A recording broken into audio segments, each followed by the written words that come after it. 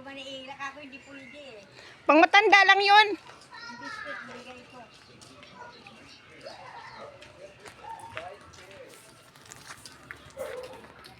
Ganito mga kabunggang diskarte tayo. Diskarte sa ating tindahan. Iba na naman ang posisyon yan. Mga kabunggang disi. Ayan oh. Ayan. Ayan.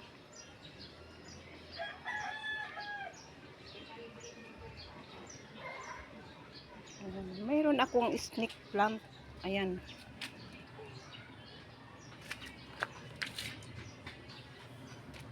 Yan yung aking ice cream. Tinakpan ko kasi maano yan kanina eh. Mainit.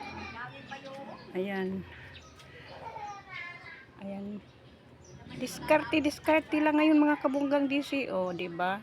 Diskarte kailangan ngayon para kumita.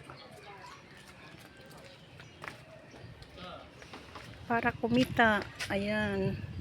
Yun naman sa tapat ko ay ano yun, sa aking kapitbahay yun. Mas okay yung mga damit dyan ang nakalagay kaysa nakaparada dyan. Ano, ilang taon nang naka-ano dyan sa kalsada yung sasakyan. Parang sakit sa mata. O, diba? Mas okay pa dyan na paninda ang ilagay dyan sa araw-araw. O, diba?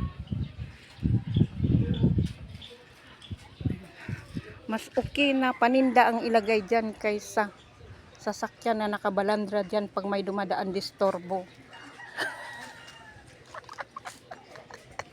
Yan yung kambal birthday nila malapit na. Wow, dami. Inom tayo, bebe.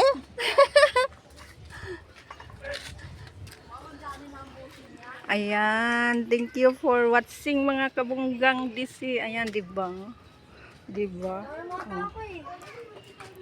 May napanood ako kanina na isang vlogger na Rose and Dave Kasari ba?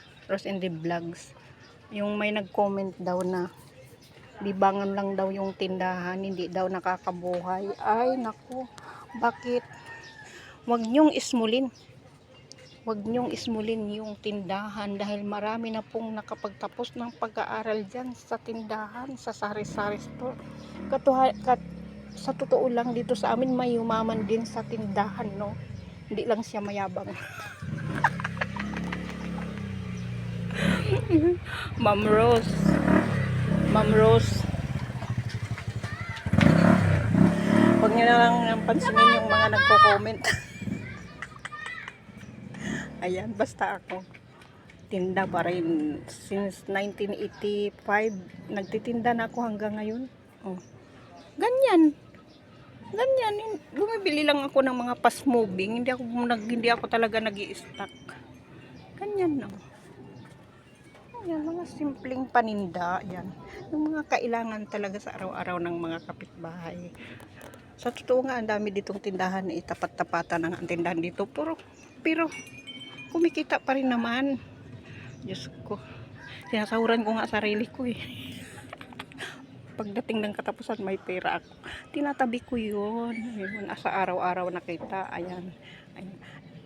Diskarte talaga ang kailangan. Ayan yung kapitbahay ko. Sabi ko ilagay niya dyan ang paninda niya sa gitna para maganda tingnan.